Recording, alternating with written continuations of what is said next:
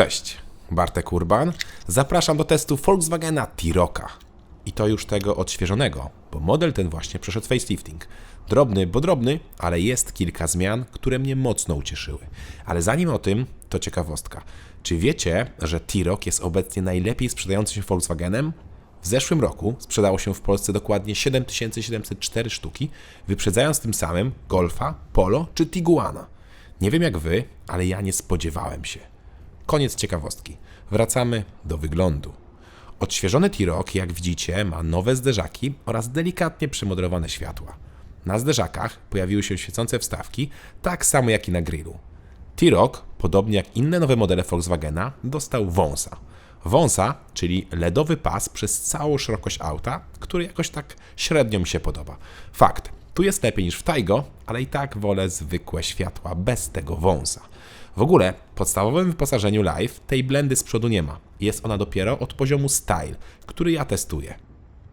W sumie miło, że mam wersję Style, bo ta tutaj z tyłu ma takie dziury, które są srebrne albo czarne i nie wyglądają jak wydechy. Ale jak już wybierzemy wersję Airline, to nie dość, że mamy te mylące znaczki R, to dodatkowo jest koszmarna atrapa wydechów. Style wygląda chyba najlepiej. I ja mam te dziury czarne, tak samo jak mam czarne listwy, bo mam dodatkowy pakiet Black Style za 3200 zł ekstra. Aha, i tak, po lifcie wciąż jest prawdziwa wersja R oraz po lifcie wciąż będzie oferowany T-Rock w wersji Cabrio. Niestety, Cabrio w Polsce już nie będzie dostępne. Po lifcie T-Rock dostał też kilka nowych kolorów. Dziwi mnie zwłaszcza nazwa tego na samym dole, czyli petrolowy niebieski metalik, który na zdjęciu wygląda jak zielony. No chyba, że nie odróżniam kolorów. W takim razie pora więc na bagażnik. Kufer w T-Rocku ma 445 litrów, chociaż nie widać tego. Kufer ma drugie dno, pod którym znajdziemy miejsce na koło zapasowe lub tak jak u mnie, zestaw naprawczy.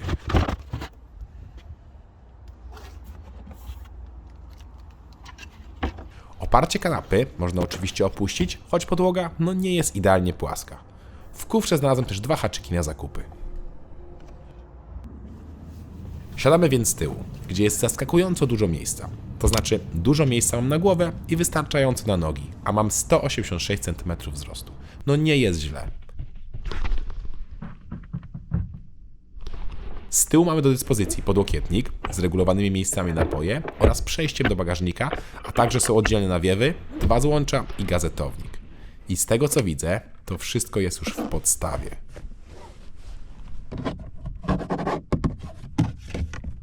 W podstawie za to mamy też nieco inne fotele, bo najtańsza odmiana ma komfortowe, a te u mnie są takie sportowe. Chociaż oczywiście ze sportem nie mają nic wspólnego, ale chyba faktycznie są nieco głębsze. Fotel ma bardzo dużą regulację, a my siedzimy nieco wyżej niż w Golfie. W ogóle wydaje mi się, że przed liftem fotele były mniej komfortowe.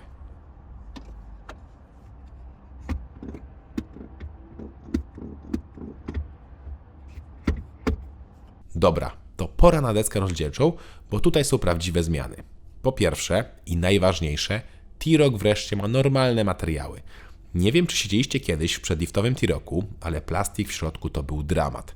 Zarówno deska, jak i boczki, wszystko to był tani, twardy plastik.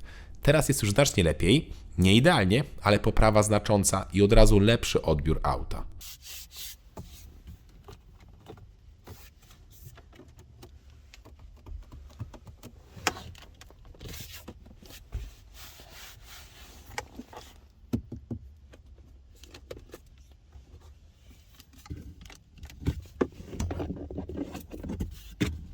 Jak słyszeliście, wciąż są momentami twarde plastiki, ale góra jest miękka. Niestety, ale jest też piano black, którego moim zdaniem nie powinno być. Ale poprawa jakości materiałów to duży plus wersji po odświeżeniu. Czego nie mogę chyba powiedzieć o zmianach stylistycznych deski, bo o ile poprawa jakości to duży plus, tak cała reszta jest moim zdaniem na minus. Po pierwsze, ekran już nie jest tak ładnie wkomponowany w deskę i teraz wystaje nieco poza jej linię. Nie zasłania on co prawda widoku, ale nie wygląda już tak samo prosto i ładnie jak w przedlifcie. System jest za to ten sam co w przedlifcie i działa poprawnie z niewielkim opóźnieniem i niestety ma po bokach dotykowe przyciski. Może i wyglądają ładnie, ale ciężko się je obsługuje. Na szczęście na kierownicy jest zwykły fizyczny przycisk do regulacji głośności. Zresztą, to jest opcjonalny ekran, a T-Rock może mieć 3 różne rodzaje ekranów. W podstawie mamy 6,25 cali, Potem w opcji jest 8-calowy ekran i na szczycie jest ten największy co testowany, ponad 9 cali. I tylko ten największy nie ma pokrętły od audio, pozostałe mają. Niestety zmieniła się też klimatyzacja automatyczna. Tutaj są już tylko dotykowe przyciski, które obsługuje się niewygodnie. W przedlifcie były zwykłe przyciski i były znacznie wygodniejsze. I w podstawie mamy klimatyzację manualną na pokrętła. Tak wyglądała deska przed liftingiem. A tak wygląda po liftingu, czyli jak w testowanym modelu. Nie wiem jak Wam, ale mi ten układ przed liftingiem bardziej pasował. Plus miał zwykłą klimatyzację na przyciski. A tak wygląda podstawowe wnętrze w wersji po liftingu. Jak widzicie, jest ekran na środku oraz są cyfrowe zegary. Tak, od teraz każdy T-Roc ma już cyfrowe zegary i są one w dwóch wersjach, mniejszej i większej. Te mniejsze są w podstawie i są one takie same jak miałem w Taigo, czyli są brzydkie.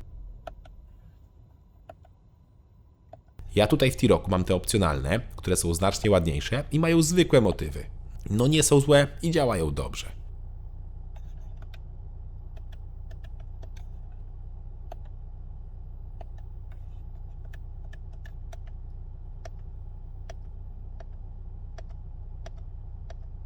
Pod względem schowków nic się nie zmieniło i jest ich wystarczająca ilość.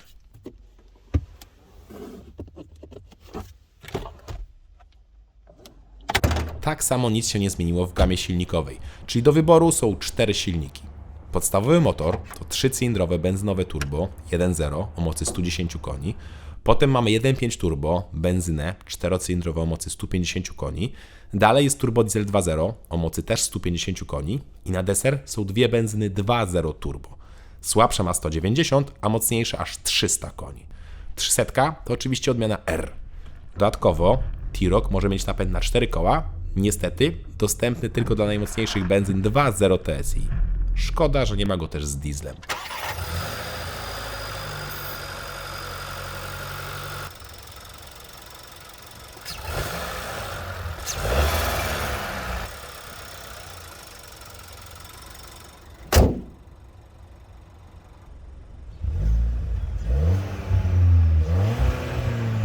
Ja pod maską miałem najpopularniejszą jednostkę, czyli 1.5 TSI o mocy 150 koni, którą połączono z 7-biegowym automatem dwusprzęgłowym DSG.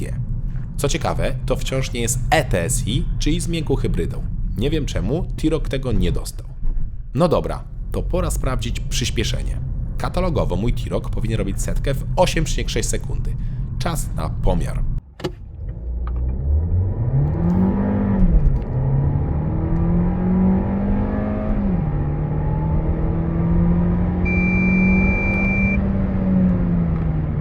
Wynik to 8,2 sekundy.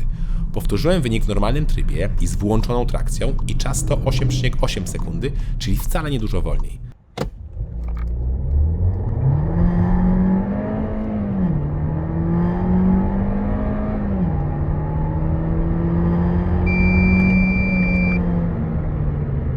Z włączoną trakcją czuć jak silnik jest dławiony, a znowu z wyłączoną czuć jak auto gubi trakcję.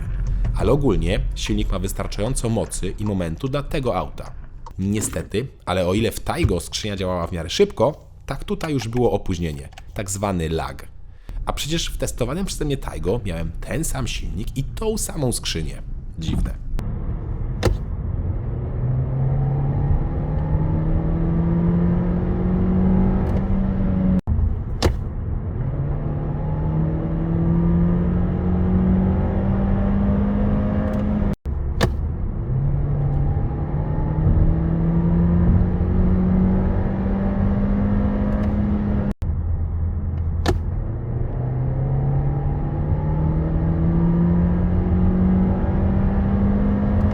Jak widzicie, w sporcie jest nieco lepiej, ale wciąż nie idealnie. Spodobało mi się, że kamera cofania jest schowana w znaczku, przez co zawsze obraz jest wyraźny, bo obiektyw się nie brudzi. Tak powinno być zawsze. Niezłe też jest spalanie.